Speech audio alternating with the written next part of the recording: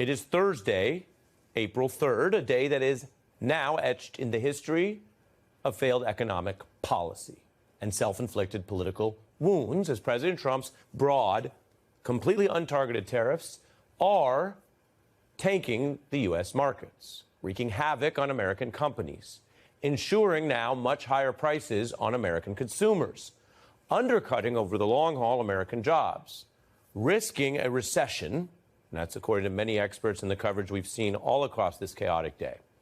And let's be clear, Trump's policies slapping a giant tax on Americans, as his former VP Mike Pence put it today. Numbers do not lie. We always try to show you the facts here and lead with the facts. And while some numbers are so bad that we can all reasonably agree it's not a good thing, it's a bad thing, I want to begin not with my observation or Nicole's or what we've discussed in plain English, but the numbers that show these are the most damaging tariffs in a century. And this is now, today, the largest stock slide since the global pandemic first arrived in President Trump's first term. Markets look set to sell off as Donald Trump imposes the steepest U.S. import levies in a century. I don't think there's a single positive take on this. This is all just bad. Stocks set to wipe out nearly $2 trillion in market value. Taking a plunge as investors react to the sweeping tariffs. The world was yesterday sort of bracing for a bazooka. But Trump decided he was going to go the Chicago way, and he dropped an economic Moab. They are going to turn it upside down, and I think 50-50 into a recession. Markets tanking. Experts warning of a recession which would be self-inflicted by a new president in the beginning of the term, almost unheard of. In fact, to find a stock slide this bad, as mentioned, you have to go beyond any of the normal volatility. You have to go beyond the inflation-plagued Biden term. And you have to go back to that unusual moment, which we all shared together, when the world began to grasp that it was facing a global pandemic in COVID. The market is a collection of companies and people reacting to events. And it began to quickly absorb how bad the pandemic was going to be. And that was the last time we saw this large a drop. Stocks suffer biggest one-day wipeout in value since that March 2020 pandemic is the Wall Street Journal's headline today, a kind of a Bible for Wall Street. You can see the steep plunge in the combined drop there among the 500 largest companies. Those are the biggest companies that trade publicly. And you can see the reaction quite clear to the Trump tariff announcement, these new tariffs that escalate what was already a costly trade war. It is hard to put the numbers, which I told you is how we're leading tonight, so you can just remember some of the basic math, but it's hard to actually put them in perspective. I could tell you that that is a sudden, seismic 4.8% drop in all of those stocks, the 500 stocks traded on S&P, or I could estimate the value. It's a rough number, but it is a big one. That drop constitutes, in response to Trump's plan, which he was warned against, over $2 trillion lost here. Similar story on the Dow, down about 4%. The other broad stock exchange, the NASDAQ, even worse, plummeting 6%. This is the math. Numbers don't lie. These are the new Trump tariffs, which, as many people warned, many experts warned, and many Trump allies, Republicans, Wall Street veterans warned, are now sinking every market index, battering U.S. stocks. If you look at the measure that includes more companies, they're actually hit the worst. In other words, I mentioned that 4% was trillions. The 2000 index of the companies that include smaller companies located in other parts of the country, et cetera, they're actually taking it the worst. And there's a lot of Trump voters and, frankly, a lot of people in general affected. But that's down 21% from its market high. These tariffs from Trump are escalating the trade war to new heights. They're guaranteeing more countermeasures in the trade war as they hit every country, big or small, rich or poor. Take one conservative magazine that tracks this very closely, The Economist. They call it now Ruination Day, showing President Trump quite literally sawing the U.S. off the map. A self-inflicted wound, isolating us from the rest of the global economy. It's a contrast from a few months back under Biden, when The Economist, which is a right-leaning kind of pro-corporate but internationally objective magazine, that's what they say they are, commented that at that point we had the economy that was the envy of the world. More headlines today. Trump tariffs sinking markets, economic havoc, Wall Street reeling, stocks plunging. That is the brutal reality. This story is well beyond politics and news nerds, if you will. It's my job to sometimes tell you, hey, it's a little bit of a slower news day, or this thing may not break through, or we had a Senate vote, but it's not going to pass the House, so it's not the biggest deal. Today's the opposite. I have to tell you, this is a big deal. This is very bad. This is not one of those things that will be viewed through different partisan lenses, and it can't be lied away because a lot of people are going to be paying higher prices and worried about a recession, and U.S. jobs will be affected, and the charts show it's all a response to Donald Trump's plans, which he didn't have to do. Think back to Biden, Obama era, Bush. Do you ever remember a major announcement of indiscriminate tariffs that sunk the economy? No, because it didn't happen. It didn't have to happen. This is Donald Trump's choice. We are living in Donald Trump's America. And if I may, there were a heck of a lot of people, including on Wall Street, who said, don't worry about the rhetoric. This can be good for business. They were wrong. They may not admit it, and they may start telling different stories about what they said, but he had the business support, he had the tech support, he had a heck of a lot of people who want lower taxes saying, it'll be good for business. Wrong. Let's look at the response from business as it rolled in to Trump's tariffs. With today's action, we are finally going to be able to make America great again. This will be indeed the golden age of America. Big market sell-off this hour. It is ugly out there. The S&P 500 down 3.7%. If they complain, if you want your tariff rate to be zero, then you build your product right here in America. Burning down the house to cook a steak. That's the line. For decades, our country has been looted, pillaged, raped, and plundered by nations near and far, both friend and foe alike. In many cases, the friend is worse than the foe. We've seen the anger in the responses from many of those allies, just the shock, the worst-case scenarios that were being contemplated. Those were the numbers. Direct response. You heard one of the finance journalists say, burning down the house.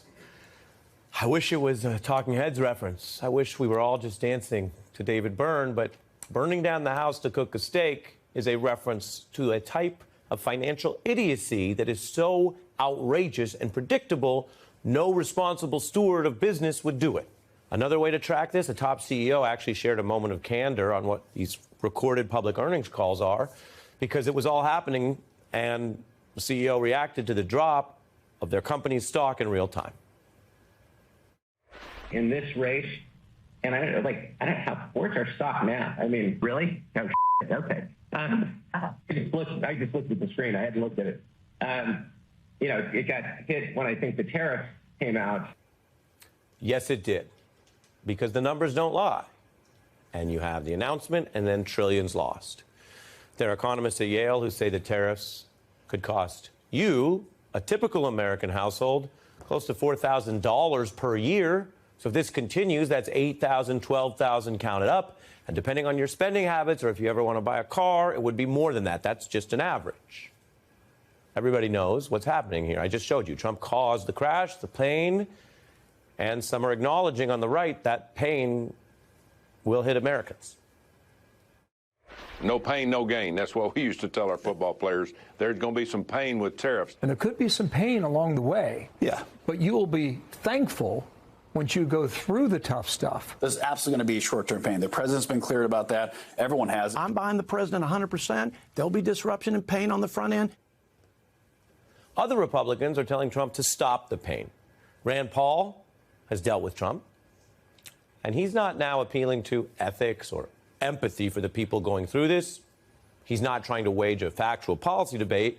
He is appealing to political self-interest, a kind of a double message, not only for Trump, but also for other Republicans who might look at the long term and future elections And he's making a throwback to the pictures you see on your screen, which is how far back in history you have to go to recall how tariffs ended Republican careers.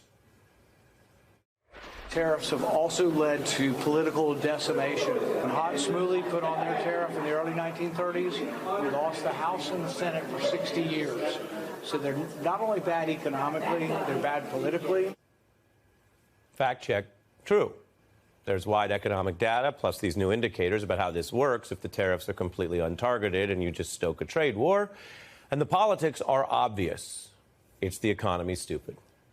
I mentioned that quote from Trump's own former VP. Quote, here it is in full. The Trump tariff tax is the largest peacetime tax hike in U.S. history. It may take a lot more time to see the full reaction and scope. There could be more gyrations. We could have more news nights where we're talking about this kind of stock volatility. But the absurdity overall is clear. Trump has slapped tariffs on an island where the only inhabitants are actually soldiers at a joint U.S.-British military base. There are tariffs that hit islands that are uninhabited, unless you count the penguins. As the markets were plunging this afternoon in what is clearly a crisis, the worst crash since when COVID arrived, Trump said, I'm good, I'm out, goodbye. Little wave, little walk. He left work and the White House during this time of economic crisis when you'd want leadership, no matter what caused the crash, to get on the chopper, to go to Florida. He's taking a long weekend to watch a golf tournament and, by extension, promote one of his properties. This is not a drill. This is what's really happening. The election is over. This is the time for governing. And the report card from Wall Street on Donald Trump's governing today is whatever comes below an F. When one person, when a few stand with the courage, that is the courage exhibited by the leaders in this room every day, to stand, to have the courage to say, I feel fear.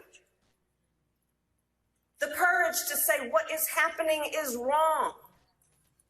The courage to say that there is a way that we must chart to get through this.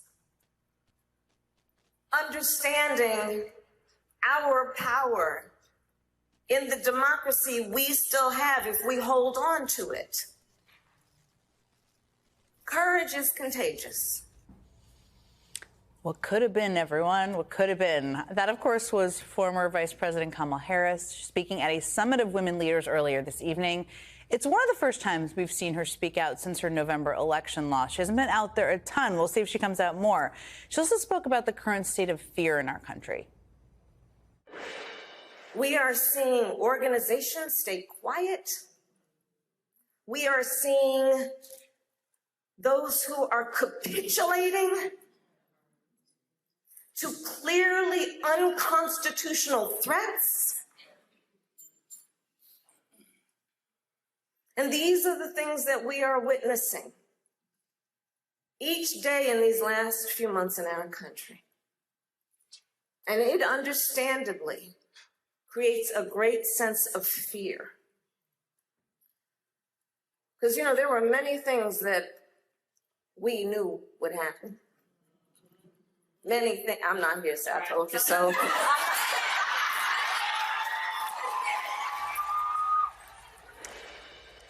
First of all, she predicted a lot of these things that were going to happen, and many people are definitely scared. We see that out there.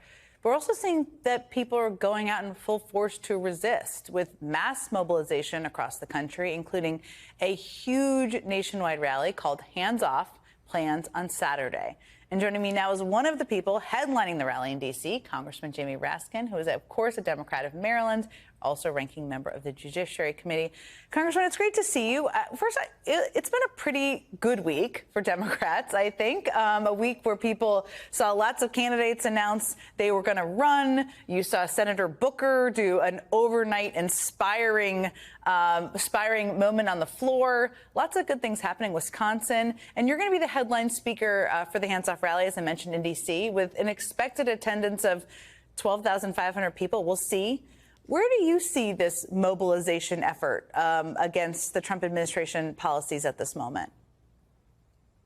Well, I was telling everybody back when people were complaining about where's the Democratic leadership, where's the energy, where's the focus, that it takes a while to fully absorb the shock of these events. I mean, we're talking about a full-blown attempt at an authoritarian takeover of our country and a purge of federal workers, and we're being hit on all fronts. But now everybody is in a fighting mood. I am down here in Orlando, Florida with my buddy Maxwell Frost.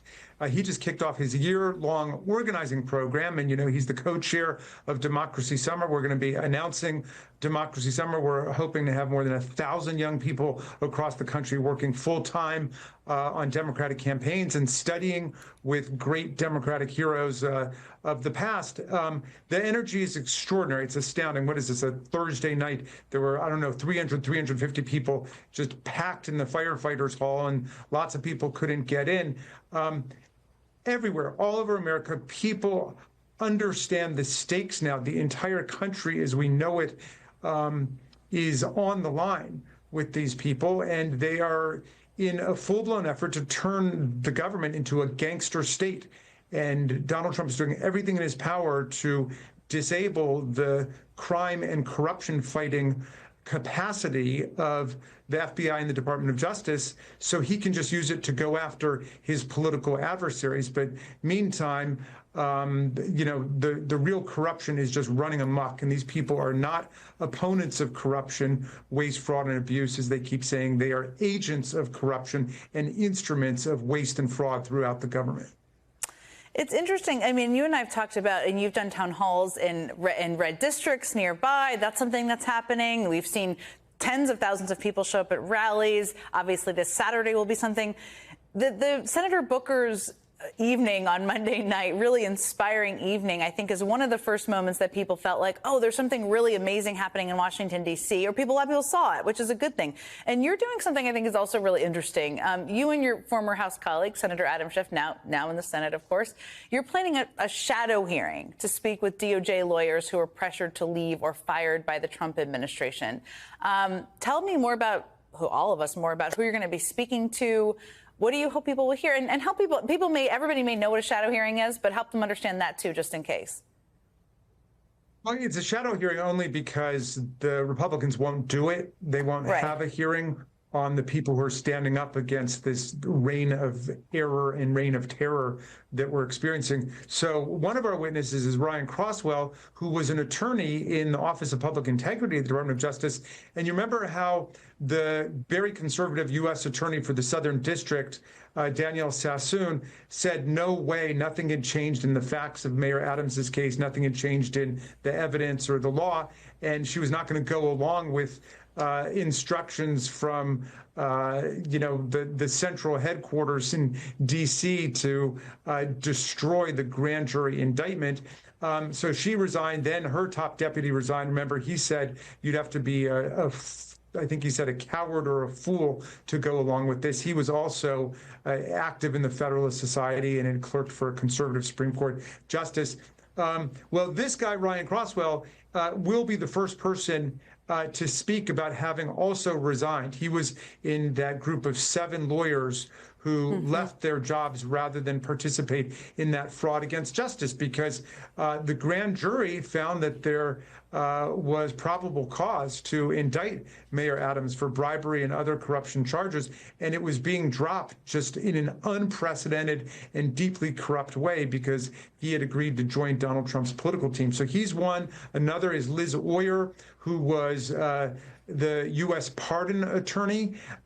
She refused to go along with a completely corrupt and baseless attempt to pardon Mel Gibson and to restore his gun rights. She thought that, well, we'll hear from her about why she did that. I'm very fascinated to hear what exactly she's going to say.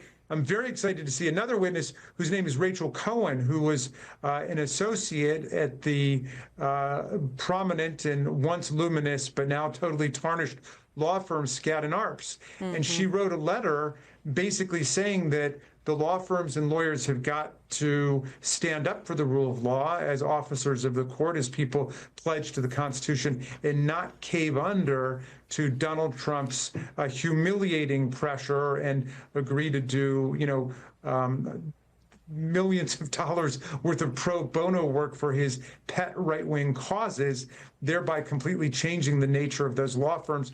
And I think hundreds of other legal associates at those big firms signed on to say, look, we had signed on because we wanted to learn to become great lawyers and to stand for the best values of the profession, but not to cave under and to capitulate and appease people who are promoting a totally authoritarian program and steamrolling the First Amendment, equal protection, due process rights, as we see with immigrants, college kids, people speaking out. So anyway, these are all people who are standing up at this moment, and we wanted to highlight them. Of course, the Republicans want to do it, so we're doing an alternative shadow hearing with the Democratic members. Which I think is great. It's easy for people to move on from these stories, too. All of them sound fascinating. Thank you for doing that. Thank you for appearing with me tonight, making the time. I really appreciate it. So by day 73 of this administration, the Trump administration, the twin themes of retribution and chaos have become the new normal. But there are still some actions that are so petty and so vindictive that they actually managed to stand out in all of this. For example, just about a month ago, the Social Security Administration did something incredibly strange. All of a sudden, out of the blue, the agency stopped letting new parents in the state of Maine get Social Security numbers for their kids at the hospital.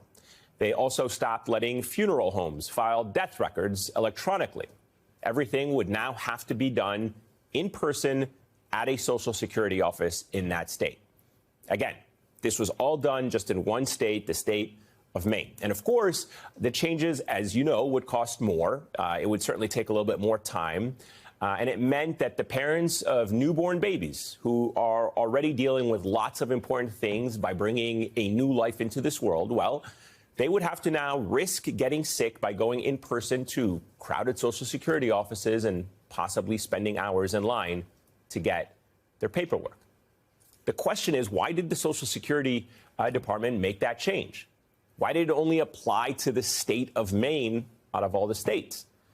Well, it turns out that it may have been because of this. Is Maine here, the governor of Maine? Well, are you not going to comply with it? I'm complying with state and federal laws. Well, we are the federal law. Well, you better do it. You better do it because you're not going to get any federal funding at all if you don't. Well, back in February, Trump signed an executive order aimed at banning trans athletes from competing in school sports. The governor of Maine, Janet Mills, who you saw in that clip, she refused to comply, saying that was an issue for Maine's state legislator to decide, not the president of the United States. And you know what happened? Trump was furious. You better do it because you're not going to get any federal funding at all if you don't. And by the way, your population, even though it's somewhat liberal, although I did very well there, your population doesn't want men playing in women's sports. So you better comply because otherwise you're not getting any federal funding. See you in court. Every state, good, I'll see you in court. I look forward to that. That should be a real easy one. So now Democrats on the House Oversight Committee are alleging that that clash that you just saw there, that threat by Trump and Maine's Democratic governor, Janet Mills, is the reason that Maine was singled out by Social Security.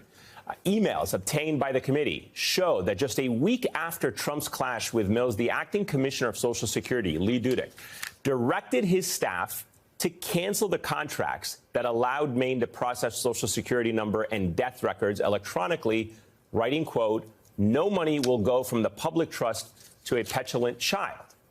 Now, because of public outcry, the changes to Social Security in Maine only ended up lasting about 2 days before the agency reversed course. But amazingly, the acting commissioner of Social Security, Lee Dudek, has not been shy, I should say, about how the original changes were actually meant to be that, retribution. In fact, he told the New York Times, quote, "I was ticked at the governor of Maine for not being real cordial to the president." Obviously, making social services worse for citizens of one state as political retribution is a huge scandal on its own, and it should be a huge scandal. Multiple members of Congress are already calling for the acting commissioner to resign over this. But the open question here is, did he actually freelance this retribution? Did Dudek do this on his own, or was anyone above him at the White House involved in this action against the state of Maine? Joining us now is Representative Chellie Pingree of Maine, one of the members of Congress now calling for the acting commissioner to resign. Representative Pingree, thank you so much for being with us tonight. So quite a shocking development. And before we get to that, I do want to start, though, with some news out of the Department of Agriculture, which announced that it was actually freezing some of the funding it provides to schools in Maine in response to alleged Title IX violations about trans athletes. The department claimed that it was only freezing administrative funding and not touching funds for child nutrition. I understand your office actually has some news on that front this evening. What can you tell us? Well, first, thanks so much for having me, and thanks for highlighting this issue, what crazy times we're living through. So this retribution continues to our state. We're being singled out, but it's just like so many other things that Trump is doing. We've learned tonight that even though the Secretary of Agriculture said that no child will go unfed, that if a child was fed today, they'll be fed tomorrow, but now they have fired all the personnel who administer these programs, school lunch, school breakfast, the snacks. So great that the money will be there, but if we can't get it to the schools, how are they going to serve lunch? It's crazy what they're doing here. Yeah, it certainly sounds like it, and they've certainly put Maine in the crosshairs, all from that interaction that we highlighted earlier on. But help us broaden the aperture here for a moment. Other than the Social Security and the Department of Agriculture, in your opinion, how else has the Trump administration been targeting the state of Maine? Oh, sure. They've been doing a variety of things. They started off by taking all the funds from our Maine Sea Grant program. Now, that's a program that directly helps our fishermen who are challenged by, ocean warming, sea level rise, also helps our coastal communities. And we were struck by some severe storms last year, and the Sea Grant program helps with that. The whole delegation jumped on that. A few days later, they took it back. Then they went to the University of Maine, said they were going to take away all the funds for research on, simple things like the potato beetle or PFAS in our soil.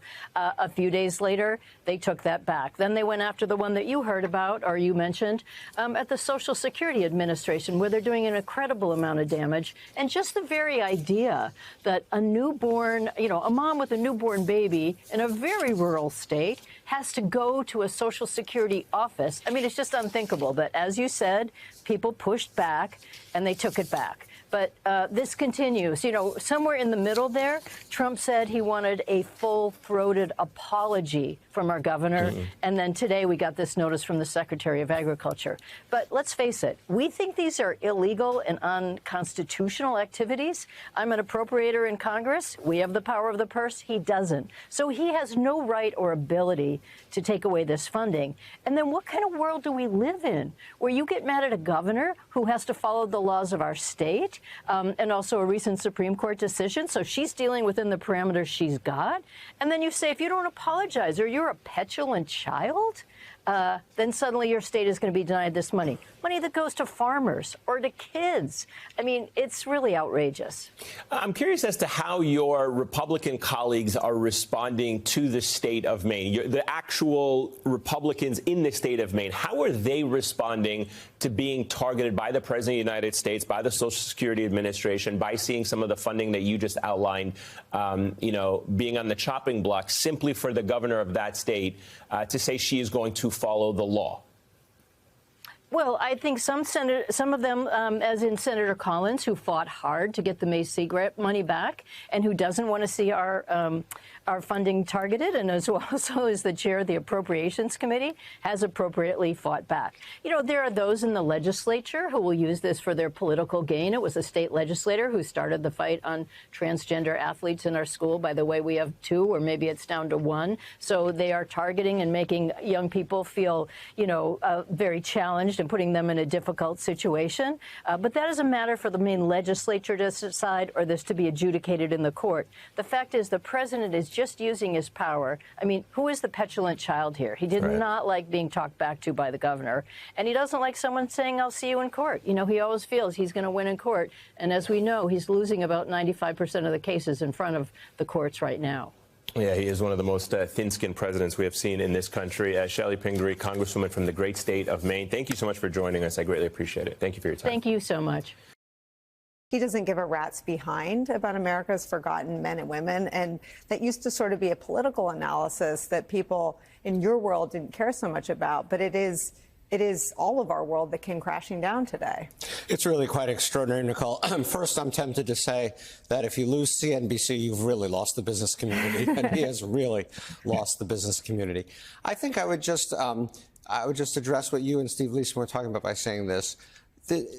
Donald Trump doesn't have a lot of principles. We know that. He was a Democrat. He was pro-choice. He's anti-choice. He's all over the place on almost everything. The one thing, as you just noted, that he has fervently believed from his birth, presumably, for reasons I don't know why, is this idea about tariffs, and trade deficits are inherently bad. Tariffs are good. It's a 19th century way of thinking about an economy, but he believes it fervently. And so to your very good point about why is nobody telling him something different, I'm just not sure on this issue there's much of a way to move him. Lutnick has been quite outspoken, at least since he was picked, about his support for tariffs. Peter Navarro is a crazy tariff guy. And Bessent has been very quiet on this issue. And he did go out and do what he had to do this morning, but it didn't feel like his heart was really in it. Let me ask you about Mr. Bessent then. Is he someone who'll stand there and watch Trump destroy the economy?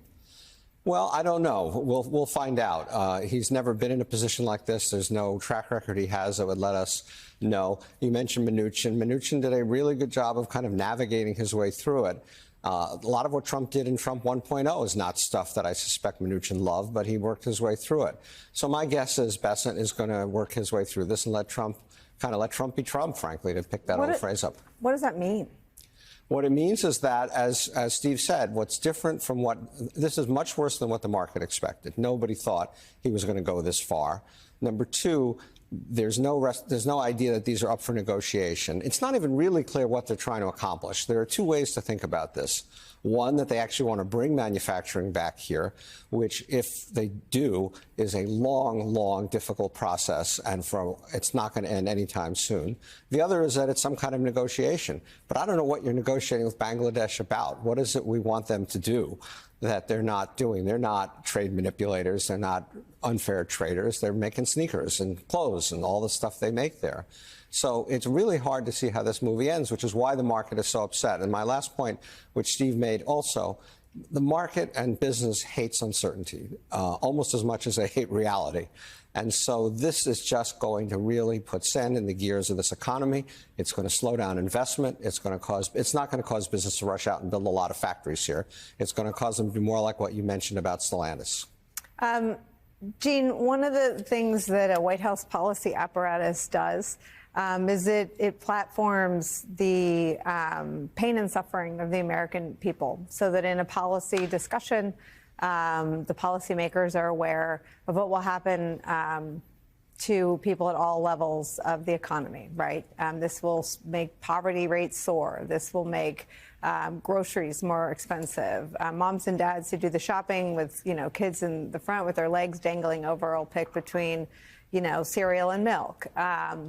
This will have real-world ramifications.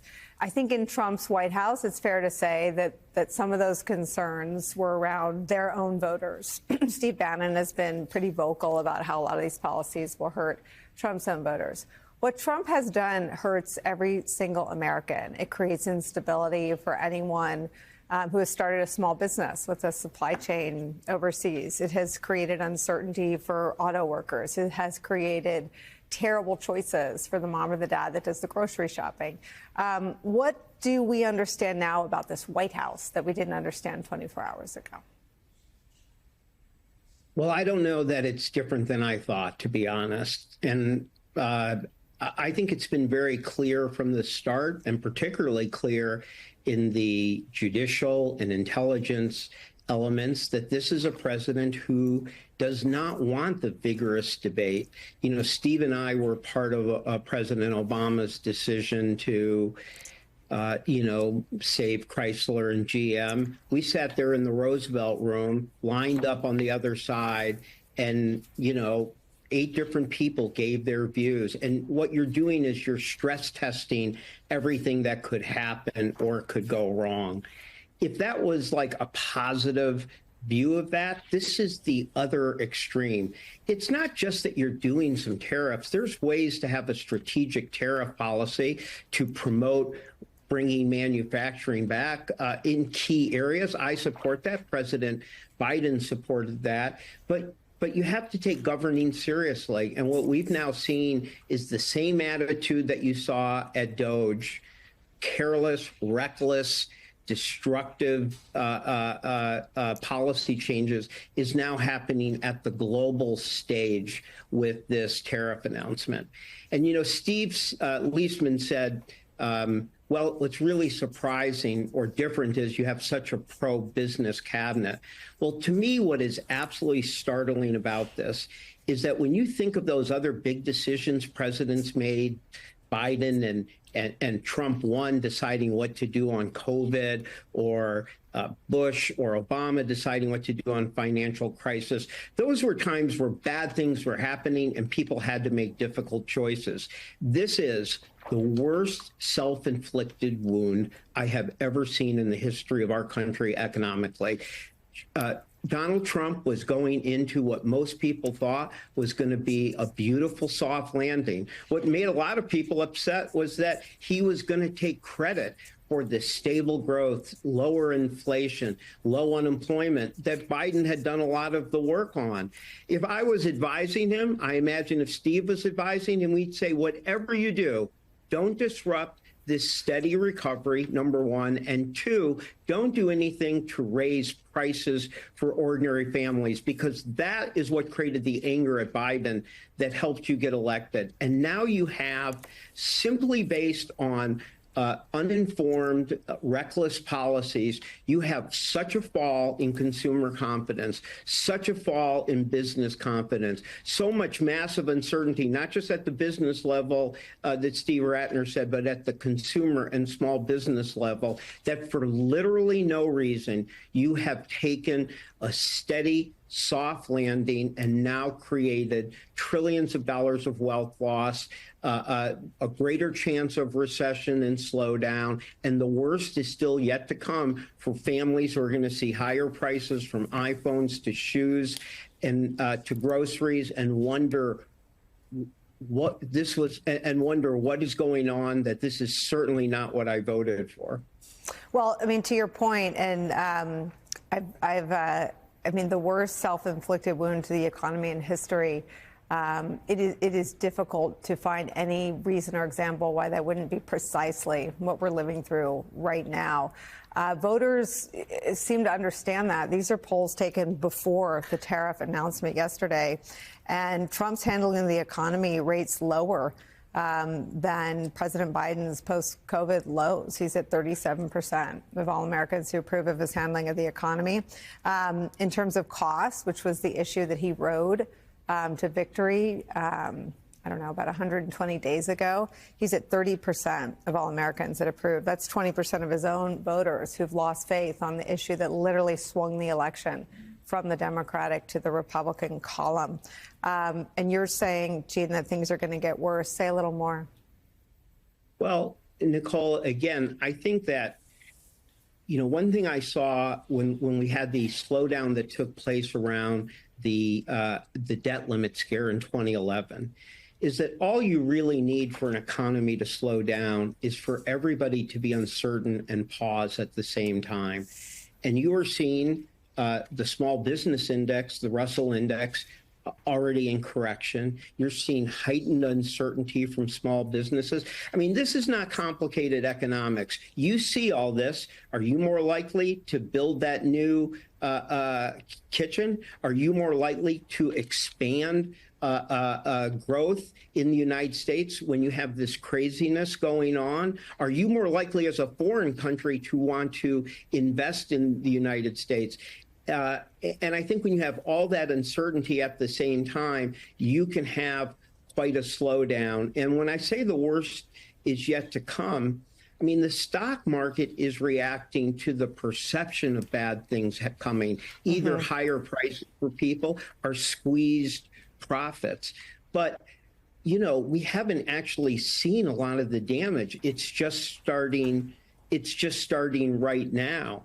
And I think, I'll be honest, I am shocked, or I should say it is an unusual thing that Americans would be so well informed on tariff policy and the fact that it's going to increase their prices. I don't know if you would have projected that 4 or 5 years ago, but after a few years where the number one issue for Americans has been high price levels, even with super low unemployment, great job growth, the best recovery in the world, they are so sensitive about prices that the Consumer Confidence Index at Michigan, the Conference Board, an academic study as well, have all found that people really fear the tariffs and they get it will raise their prices. That is stunning to me. And that's not just my gut feeling or opinion. That is the clear numbers that have shown in consumer confidence. Well, that's all just projecting it. Now people are going to start going to the store and seeing the harm, and they're going to find out the world is not as simple as a Trump campaign speech, that even if you want something to be located here, like Barbie dolls or pickup trucks, whatever it is, they have parts that come from other places that costs low. So I don't think a lot of Americans want to bring back manufacturing. I do. Autos, steel, electric batteries, the semiconductors, the industry of the future. But not a lot of people are saying, you know what I really want? I want a shirt here that's going to cost me an extra $100, or I want a pickup truck that's going to cost an extra $14,000.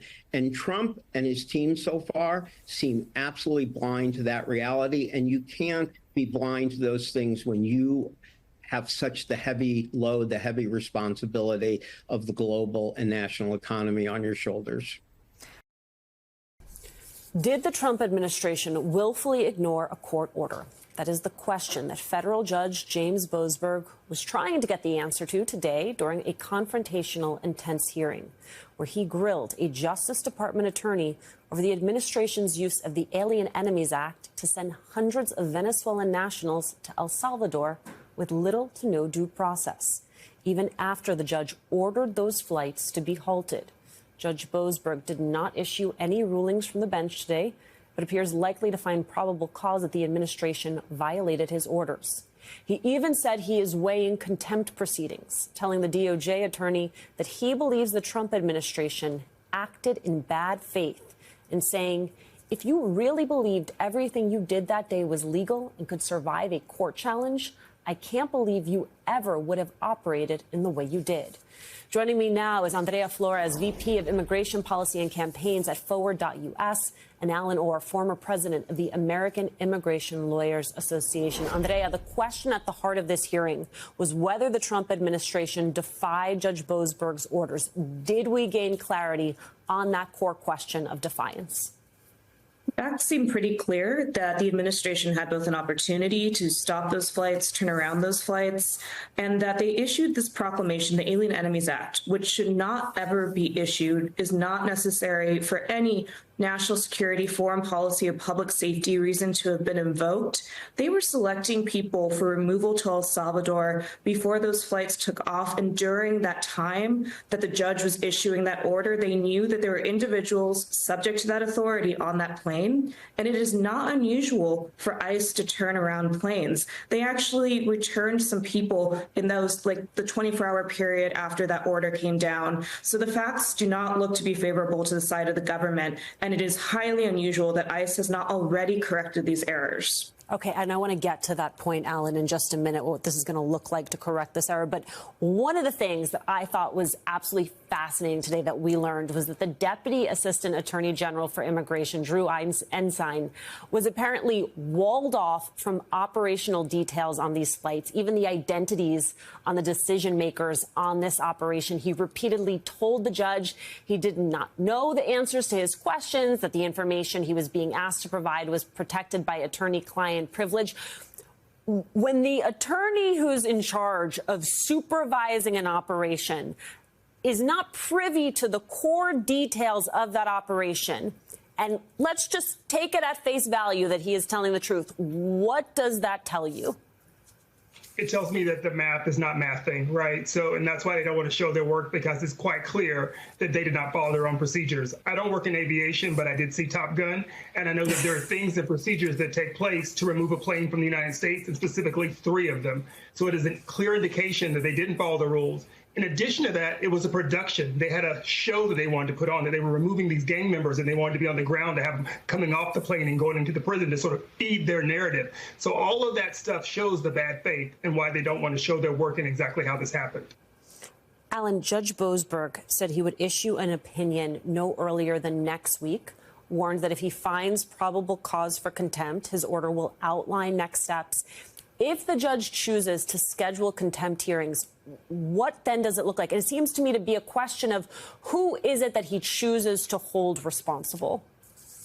I think that is very clear, that who he chooses to hold responsible, and maybe the whole government. But I think it also opens a lot of civil actions for many of the individuals that were removed who had cause. I mean, I think if it was a clear removal and they just were in violation of the judge's order, that would be one thing. But so many people were removed in these flights that should not have been removed against other judicial orders, some of them by their own department, that they were removing from the United States. So that's what sort of brings the problem. I think the judge has been very lenient on them and given them weeks to sort of say, do you really not want to tell me? And this is part of the trick or the game that the Trump administration is playing with the Justice Department right now, just saying, how close can they get to the line without actually crossing it? Andrea, the reason that I find this all so interesting is because there's a duality here, right? This is about the fact that you have a government who it would seem to be is acting in defiance of court orders, right? So on one hand, this is about rule of law. And on the other hand, this is about immigration and the way that they intend to handle immigration inside this country. You brought this up, and I've been thinking about this nonstop, just these Venezuelan nationals, right, who were accused of being gang members with no actual proof that they were gang members, who were not sent back to Venezuela. They're sent to El Salvador. What does restitution look like for them and for their families, some of whom are American citizens? Restitution is an incredibly important conversation to be having, and yet we're seeing, thought leaders like Joe Rogan call for the return of these individuals as opposed to our congressional leaders. So I think a lot of people aren't sure what can be done, but actually the Department of Homeland Security once again can bring people back when they are mistakenly removed. It has happened before, and it is a lie from this administration if they say they cannot return these people back to the United States, because they made a contract with El Salvador. They are paying our tax dollars to keep those Venezuelan nationals detained in the El Salvadorian prison. So that means that if they can go and film in that facility, if they can send administration officials and press, there is no reason why they cannot return anyone who was wrongfully removed. And they have admitted that the process through which they identified who they were removing under this act had to do with tattoo identification, having to do with simply being Venezuelan. Every American, this is not just an immigration issue. Every American should be terrified of what was done under the Alien Enemies Act, because the last time it was used in our history, it was used to detain United States citizens. The way the Department of Homeland Security is conducting these flights suggests that it is just a matter of time before they send a U.S. citizen to this El Salvadorian prison.